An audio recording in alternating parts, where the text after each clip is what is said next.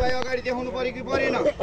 निकाल्नु पर्यो कि परेन आमाले त यो कुरा सत्य काहीँले सुने कुरा गलत हुन्छ तपाईँ यताबाट हात हाल्नुहोस् म यताबाट हात हाल्छु जसको हात लाउँछ त्यसैले च्यापो समाउने सबैलाई देखाउने यार एकचोटि तपाईँ यो हाल्ने यसलाई मैले समातेर दियो भने तपाईँ टाउको समाउने कि पुच्छार समाउने टाउको ल यता समातेर दिन्छु तपाईँले टाउको समाउनु होला है बुझ्नुभयो नि अलिकति अगाडि आउनु डराउनु त भएको छैन नि खै त अरे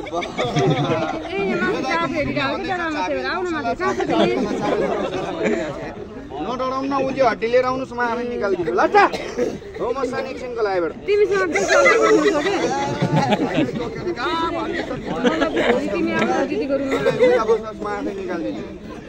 भन्नुहोस् है साँप हात हाल्दिनँ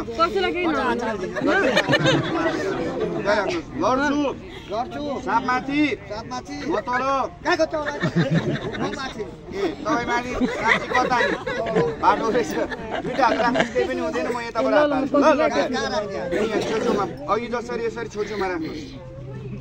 ल अलि अगाडि आउनुहोस् यो सुवा गरेर आयो नि यहाँको सुनाउने है ल अलि गऱ्यो म उताबाट झ्यापै हात हाल्छु भन्नुहोस् है साँप पानी खान्छस् दुध खान्छस् स्याउ खान्छस् केरा खान्छस् साँपले कहिले केरा खाँदै छ दाजुभाइलाई खान्छस् तेरो गुरुबाउलाई खान्छस् माफ गर्नु होला रिसाउनु भयो भने यो कानमा दाहिने कानमा झ्यापो समाउनुहोस् यहाँ तल होटेलमा लाउनुहोस् एक प्लेट खाना खाउनुहोस् मलाई केही पनि म रिसाउँदिनँ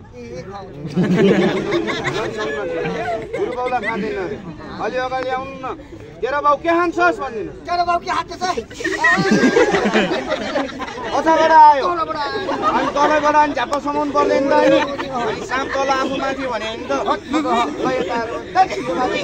लाग्यो भने रात पर्छ यहाँ बस्नु यो टोक्री कता पल्टाइदिउँ सबैले पाले देखाउने कि यो टोक्री नै पल्टाइदिने टोक्री कता पल्टाइदिउँ तपाईँ चाहिँ कता मैदानमा पर्छ म एउटा घेरा लगाइदिन्छु यो घेरा तपाईँ चाहिँ यहाँ बस्नु तपाईँ चाहिँ यहाँ बस्नु अलिकति यताबाट अगाडि आइदिनु त ल यहाँ बस्नु त्यहाँ सर्प आउँदैन अलिकति त्यहाँ आउँदैन यहाँ टोक्रीमा हुन्छ कि यहाँ बस्नु न तपाईँ भाले हो कि पछि भनेको भाले हो अहिलेसम्म बोका भन्दै थियो स्यालको कि कुखुराको मान्छेको भाले अहिलेसम्म मान्छेको भाले देखाएको थियो नि हेर्नुलाई अहिले भालेले अहिले अन्डा पारेको पनि छोरी मान्छे बने पनि तपाईँ पक्कै भाले नि हो छोरा कि छोरी केटा कि केटी लड्का कि लड्की हामी कि महिला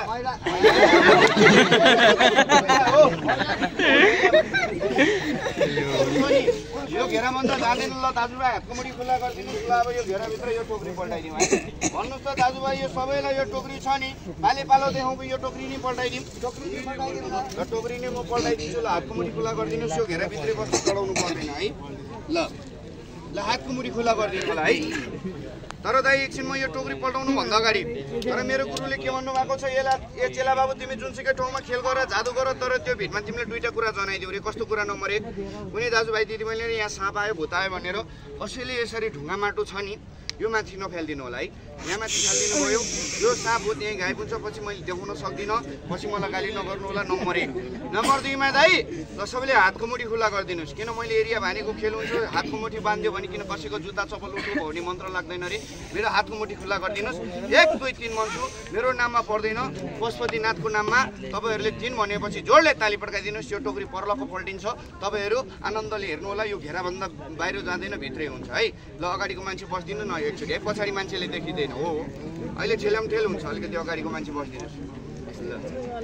हट ल अब हेर्नुहोस् एकछिनको लागि फिल्ममा जस्तो भूत माफ गर्नुहोस् होइन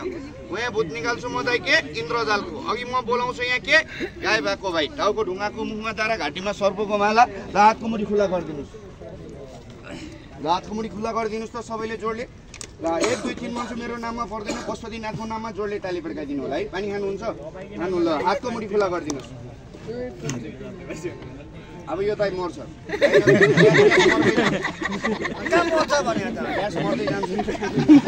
तपाईँ आत्तिनुहुन्छ यार अहिले पूर्वतिर जाने मान्छे पश्चिमतिर दौडिनुहुन्छ तपाईँ नडराउनुहोस् ल हातको मुडी खुला गरिदिनुहोस् है फिल्ममा जस्तो भूत होइन म एउटा इन्द्रजालको मसानको भूत देखाउँछु तर हात एकछिन भिडियो गर्नु भएको छ भिडियो बन्द गरिदिनुहोस् किन यो कैद नगर्नु होला म यो फुटपाथमा घरिघरि पढ्छु यो मसानको मन्त्र है तपाईँलाई पनि पाप मलाई पनि पाप र हातको मुडी खुला गरिदिनुहोस् भिडियो बन्द गरिदिनु होला है